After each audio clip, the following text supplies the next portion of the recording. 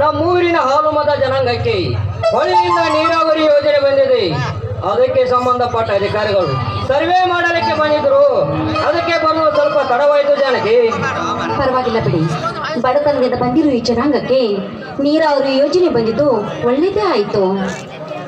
ಆದರೆ ಏನು ಮಾಡೋದು ಜಾನಕಿ, ಬಂದ ಅವಕಾಶಗಳನ್ನು ಸರಿಯಾಗಿ ಹೊಂದಿಕೊಂಡು ಬಳಕೆ ಮಾಡದೆ ದುರುಪಯೋಗ ಮಾಡಿಕೊಳ್ಳುತ್ತಿದ್ದಾರೆ ಈ ನಮ್ಮ ಜನರು. ಸರ್ಕಾರ ಕೊಟ್ಟ ಯೋಜನೆಯನ್ನು ಸರಿಯಾಗಿ ಹೊಂದಿಕೊಂಡು ಬಳಕೆ ಮಾಡುತ್ತಾ ಹೋದರೆ ಈ ರೈತಗಿರುವ ತಾಕತ್ತು ಇನ್ಯಾರಿಗಿದೆ? ಅದನ್ನು ಬಿಟ್ಟು ನಮಗೆ ನಾವೇ ಜಗಳ ಮಾಡುತ್ತಾ ಹೋದರೆ ಬಂದ ಅವಕಾಶಗಳು ಕೈ ತಪ್ಪಿ ಹೋಗುತ್ತಿದ್ದಾವೆ. ಹೌದು ರೀ, ಆದ್ರೂ ಈ ಜನಗಳಿಗೆ ಅದು ಯಾವಾಗ ಬುದ್ಧಿ ಬರುತ್ತೋ ಆ ದೇವರಿಗೆ ಗೊತ್ತು. ಹೌದು ಜಾನಕಿ, ನಮ್ಮ ನಾಡಿನ ಕೆಲವು ಹಳ್ಳಿಗಳಲ್ಲಿ ಸರಿಯಾಗಿ ನೀರಾವರಿ ಯೋಜನೆಯನ್ನು ಬಳಕೆ ಮಾಡದೆ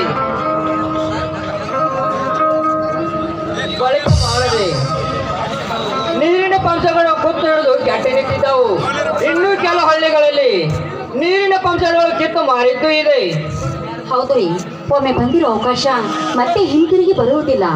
ಬಂದ ಅವಕಾಶವನ್ನು ಕಳೆದುಕೊಳ್ಳದೆ ಎಲ್ಲ ರೈತರು ಸೇರಿ ಸರ್ಕಾರಕ್ಕೆ ಸರಿಯಾದ ಮಾಹಿತಿ ನೀಡಿದರೆ ಈ ಮಣ್ಣಿನಲ್ಲಿ ಬಂಗಾರ ಬೆಳೆಯಬಹುದು. ಏನಂತೀರಾ? ಆದರೆ ಅನ್ನೋದ್ರಲ್ಲಿ ಏನಿದೆ ಜಾನಕಿ, ನಮ್ಮ ಕನ್ನಡ ನಾಡಿನ ತುಂಗಭದ್ರಾ ವರದಾ ನದಿಗಳನ್ನು ನೀರನ್ನು ಬಳಕೆ ಮಾಡದೆ ಹಾಗೆ ಬಿಡುತ್ತಿದ್ದಾರಲ್ಲ, ಅದೇ ಆಂಧ್ರದ ಜನರು ನಮ್ಮ ನಾಡಿನ ನೀರನ್ನು ಹಿಡಿದಿಟ್ಟುಕೊಂಡು ಬಳಕೆ ಮಾಡುತ್ತಿದ್ದಾರೆ ಎಂದಾಗ ನಮ್ಮ ಕರ್ನಾಟಕ ಜನರು ಅದೆಷ್ಟು ಮುಟ್ಟಾಳರಿದ್ದಾರೆ ಅನ್ನೋದು ಇದೊಂದು ಸಾಕ್ಷಿಯಾಗಿ ನಿಂತಿದೆ.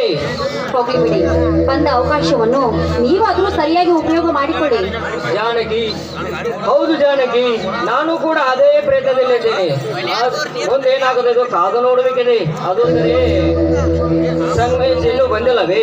ಇಲ್ಲ ರೀ, ಇನ್ನೂ ಬಂದೇ ಇಲ್ಲ. ಬಾ ಮತ್ತೆ ಸಂಗಮೇಶ್ ಬರೋ ಒಟ್ಟನಲ್ಲಿ ಗಂಡ ಸರಿಯಿಂದ ಒಂದು ಸರಿಗಮಪ ದಿನ ಸರ್ ಹಾಡಬಾರ್ದು. ಹೋಗ್ರಿ, ಸದಾಶಿವನ್ಗೆ ಯಾವಾಗ ಅದೇ ಜ್ಞಾನ ಅಂತೆ. ಬಾರಿ ನನ್ನ ಬಂಗಾರಿ, ನಿನಗಾಗಿ ಓಡೋಡಿ ಬಂದಿನ ಹಕ್ಕಿ ಅಂತೆ.